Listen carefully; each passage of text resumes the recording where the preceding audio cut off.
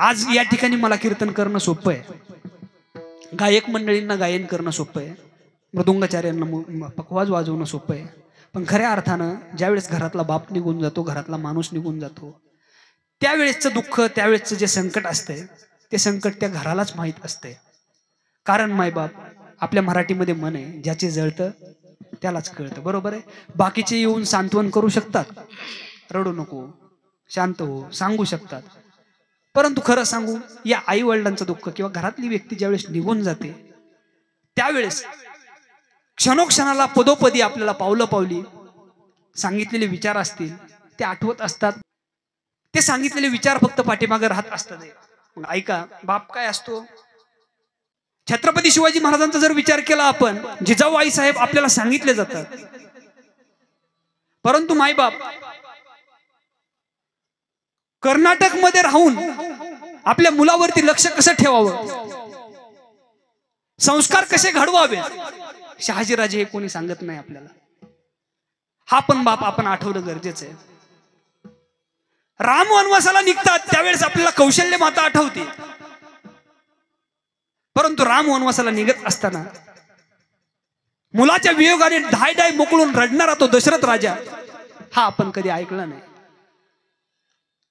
भगवान श्रीकृष्णांना जन्म देणारी वसुदेव देवकी माता आपल्या डोळ्यासमोर येते, परंतु भर पावसामध्ये त्या नदीमधून जाणारा बाप वसुदेव आपल्याला कोण सांगत नाही. बाप हे व्यक्तिमत्वच असं असते दादा. नारळासारखं वरून टणक दिसतं, कडक दिसतंय, परंतु आतमधून इतकं मृदू असते, मऊ असते, सांगता येत नाही. एक गोष्ट कधी लक्षात ठेवा, कोणतीही चूक झाली, आई ग म्हणतो आपण. छोटी चूक असेल, छोटी गोष्ट घडली, आई ग म्हणतो. मोठं संकट आलं, भरधाव वेगाने एखादा जर का ट्रक आलाय आणि आपल्याला तो पुढे दिसतोय आणि त्याने ब्रेक मारला, आपण काय म्हणतो, आई ग म्हणतो. बापरे शब्द बाहेर निघतात. म्हणजे मोठ्या संकटांच्या टायमिंगला आपल्याला बाप आठवतो. जेवण बनवणारी आई आपल्याला रोज दिसते, पण ते जेवण तयार करण्यासाठी सामग्री गोळा करणारा बाप आपल्याला कधी दिसत नाही. आयुष्याची सामग्री गोळा करणारा तो बाप आपल्याला कधी दिसत नाही. हा बाप आपण आठवणं गरजेचं आहे. मायबाप, तो बाप आपल्या मुलांसाठी काय करतो. मायबाप, आज तरुण पोरं आपल्याला दिसतात, जर का क्रिकेटची मॅच असेल आणि 2 बॉलमध्ये 3 बॉलमध्ये 6 रन जर का राहिलेले असतील, ते 6 रन होण्यासाठी लटलट लटलट मुलं उडत असतात. किती त्यांना आतुरता लागलेली असते, आता रन कधी होतील. आणि इथं राब राब राबणारा बाप आपला घरामध्ये असतो, ह्या बांधाच्या टोकापासून त्या बांधाच्या टोकापर्यंत पळत असतो, परंतु तो बाप आपल्याला आठवत नाही. ह्या स्टंप पासून त्या स्टंप पर्यंत पळणारा तो सेलिब्रिटी आपल्याला आठवत असतोय. नक्कीच आपण विचार केला पाहिजेत. खऱ्या अर्थानं आज कित्येक मुलं ज्यावेळेस मोठी होतात ना, त्यावेळेस बापाला बोलून जातात, काय केलं तुम्ही आमच्यासाठी. पण या शब्दाच्या अगोदर कधीतरी त्यांना मिठीत घेऊन बोला, किती केलं सो तुम्ही माझ्यासाठी. एकदा जर बोललात, आणि खरं सांगू का तुम्हाला, बाप कळण्यासाठी एक तर बाप निघून जावा लागतो, नाही तर स्वतःला बाप बनावं लागतं. त्यावेळेस बाप कळत असतो, बाप समजत असतोय. मग आज खऱ्या अर्थानं आज बाप निघून गेलाय घरातला, त्यांच्यावरती जे संकट आहे, त्यांच्यावरती जे दुःख आहे, त्यांना पदोपदी जी आठवण येते.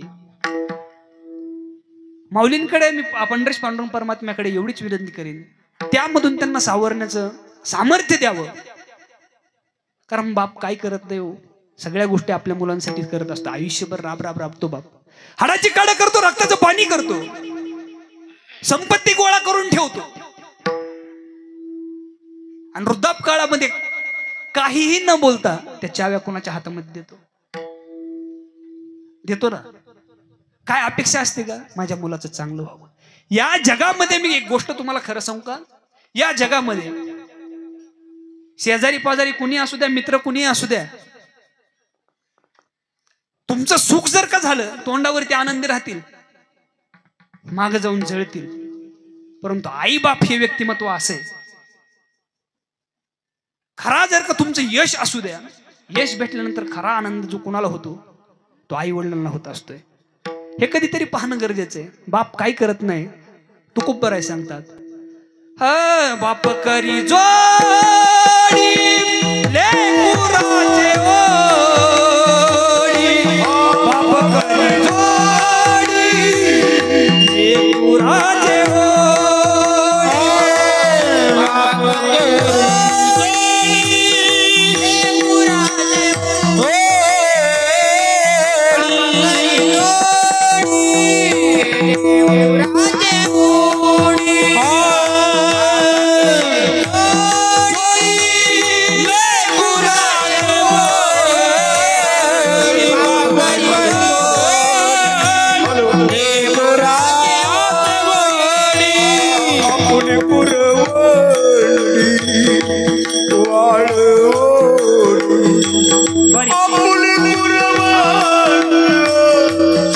ऐका बाप काय असतो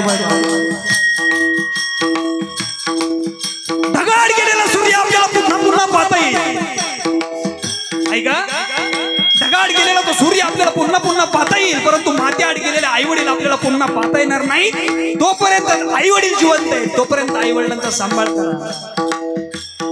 तो बाप आपल्या मुलासाठी आपली कुरवंडी वाढवतो. महाराज बाप करी जोडी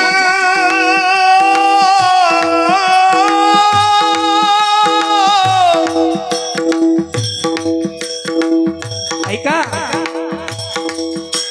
एक प्रसंग तुमच्या डोळ्यासमोर मांडतो माय बाप. ज्यावेळेस आपण लहान असतोय, छोटा असतोय, आई लहान मुलाला कडेवरती घेत असते आणि कडेवरती घेऊन सांगत दाखवत असते, हे बघ जग बाळा. आणि मला उत्तर द्या बरं, तो बाप आपल्या मुलाला कुठं घेत असतोय? कुठं घेत असतोय?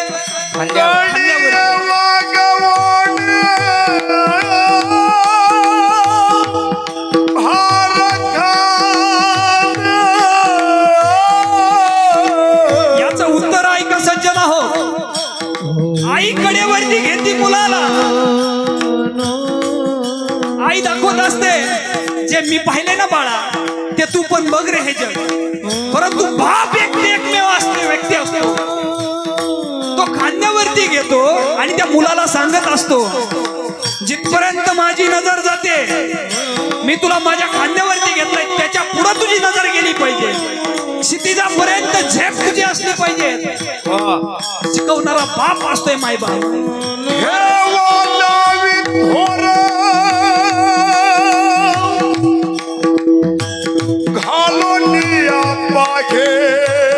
डोळा अलंकार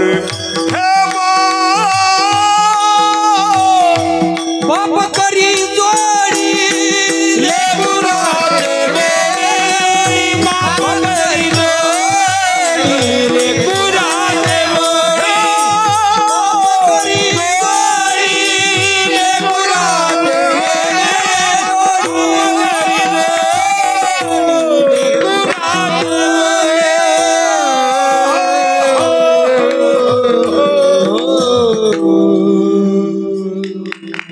तो बाप आपल्या मुलांसाठी राबत असतो पाय बाप. त्यामुळे कीर्तन कशात ठेवायचे मी सांगू सरळ सरळ तुम्हाला. खऱ्या अर्थाने या कीर्तनामधून ज्यांचे आई वडील जिवंत आहेत ना, कमीत कमी त्या आई वडिलांना जोपर्यंत जिवंत आहेत सांभाळ करा. काही त्यांची अपेक्षा नसते आई वडिलांची, काहीच अपेक्षा नसते मुलाकडून. मला त्यांनी पाळणा बनवावा, पाळण्यात बसवावा, झोपाळ्यात बसवावा, ही अपेक्षा आहे का आई वडिलांची? नाही. फक्त संध्याकाळच्या वेळेला सोबत घेऊन जर का जेवाय बसलं आणि कसे आहेत बाबा, कशी आई, एवढं जरी विचारलं तेवढंच पुरेसं असते त्यांच्यासाठी. कमीत कमी ज्या धर्ममंडपामध्ये ज्यांचे ज्यांचे आई वडील जिवंत आहेत ना, आहे तोपर्यंत सेवा करा, आहे तोपर्यंत त्यांना विसरू नका. एक गोष्ट त्या पुढे जाऊन बोलाल तुम्हाला. आपण घरात सांभाळलेला 5-5, 10-10 हजाराचा कुत्रा असू द्या, त्या कुत्र्याला जवळ घेऊन भाकर द्या, ते एक ना एक दिवस मालकाला सुद्धा भुकत. काय करतं? मालकाला सुद्धा भुकत. परंतु ते म्हातारे आई वडील असू द्या, गोट्यात राहायला जागा असू द्या, फेकून भाकर टाकू द्या, आई वडिलांना मरेपर्यंत ते आशीर्वादच देत राहतात. ही ताकद आहे आई वडिलांची. आशीर्वाद देत राहतात शेवटपर्यंत. त्यामुळे जोपर्यंत जिवंत आहेत ना आई वडील, तोपर्यंत आई वडिलांचा सांभाळ करा. वडील आज सांगण्याचा तुमच्या समोर प्रयत्न केला. जेवढे वडील महत्वाचे आहेत तेवढे आई पण महत्वाची. जाता जाता भरत भाऊंला आणि दुसरे संतोष भाऊंला विनंती आहे. आज खऱ्या अर्थानं संसाराची दोन चाकं म्हणजे नवरा बायको असतात, आपल्याला प्रत्येकाला माहिती आहे. खऱ्या अर्थानं आज अण्णांना जर भावपूर्ण श्रद्धांजली आपल्याला द्यायची असेल, व्हायची असेल, तर इथून पुढच्या आयुष्यामध्ये आईच्या डोळ्यामधून कधी पाणी येऊ देऊ नका. बस यापेक्षा चांगली श्रद्धांजली कोणती असणार आहे? आईच्या डोळ्यामधून अश्रू न येऊन देणं. आणि सगळ्यात जास्त बाप निघून गेल्यावरती मुलींना दुःख होत असते. मग आज आपल्या ज्या दोन्ही बहिणी असतील, मनीषाताई आणि सविताताई, या दोन्ही बहिणींना कधी दुरावा येऊ देऊ नका. कारण आई वडील गेल्याच्या नंतर मुलीचा उंबरा संपला जातो असं म्हटलं जातं. पण तुमच्या दोघांकडे बघून वाटतंय खऱ्या अर्थानं आज आपल्यावरती संस्कार चांगल्या पद्धतीने झालेत. शेवटपर्यंत त्यांना तुम्हीही विसरू नका. आणि ज्या पद्धतीने वडील महत्वाचे असतात आपल्या जीवनामध्ये, त्या पद्धतीने आई पण महत्वाची असते. महाराज सांगतात, सबसे बडी है माँ, सबसे बडी है माँ, माँ से बढ़कर कोई नहीं है. आईपेक्षा मोठं कोणच या जगामध्ये नाही. वडिलांसारखं दैवत दुसरं नाही. त्यामुळे आहे तोपर्यंत आई वडिलांचा सांभाळ करा. आज पारडगाव दगडी या ठिकाणी आज आम्ही पण महाराष्ट्रभर जे कार्यक्रम करतोय, कीर्तन करतोय, तुमच्याकडून घेतलेले मानधन जे असते ते मानधन आज आमची ज्ञानप्रसाद वारकरी शिक्षण संस्था आपल्या मुलांना त्या ठिकाणी पाठवायचे. संस्कार चांगले मुलांवरती घडण्यासाठी कीर्तनकार, गायक, वादक, पकवाज वादन या गोष्टी त्याला पण आपल्या जीवनामध्ये यावात. खरं सांगू तुम्हाला, आपल्या मुलांना तुम्ही कितीही उच्च शिक्षित बनवा, पण उच्च शिक्षित बनवत असताना त्यांना संस्कारांची जोड असू द्या. म्हातारपणामध्ये ते तुमची साथ सोडणार नाहीत. नाही तर आज शिकलेली पिढी आपण कितीतरी पाहतोय. कधी जर का जवळच्या वृद्धाश्रमामध्ये गेल्यावर तुम्ही जाऊन विचारा त्या म्हाताऱ्या जोडप्यांना, बाबा तुमचे वडील काय करतात? त्या बाबांना विचारा तुमची मुलं काय करतात? बाबा तुमची मुलं काय करतात? आई तुमची मुलं काय करतात? त्या म्हाताऱ्या जोडप्यांच्या मुखामधून आपल्याला उत्तर भेटेल. माझा मुलगा डॉक्टर आहे, माझा मुलगा वकील आहे. वेगवेगळ्या पदवीधरांची नावं आपल्याला ऐकायला भेटतील, परंतु एकही त्या म्हाताऱ्या जोडप्याच्या मुखामधून नाव ऐकायला भेटणार नाही. माझा मुलगा एक अडाणी शेतकरी आहे, माझा मुलगा एक वारकरी आहे. त्याचं कारण मायबाप वारकऱ्याला संस्कार असतात म्हणून तो आई वडिलांना वृद्धाश्रमात टाकू शकत नाही, आणि शेतकऱ्याला तर वृद्धाश्रम नाव सुद्धा माहित नाही. त्यामुळे मुलांना सुशिक्षित चांगल्या पद्धतीने बनवा, परंतु संस्काराची जोड असू द्या. संस्कार जर का चांगल्या पद्धतीने लावायचे असतील, त्याचबरोबर कीर्तनकार, गायक, वादक बनवायचं असेल तर ज्ञानप्रसाद वारकरी शिक्षण संस्था त्या ठिकाणी आहे. मुलांना पाठवू शकतात.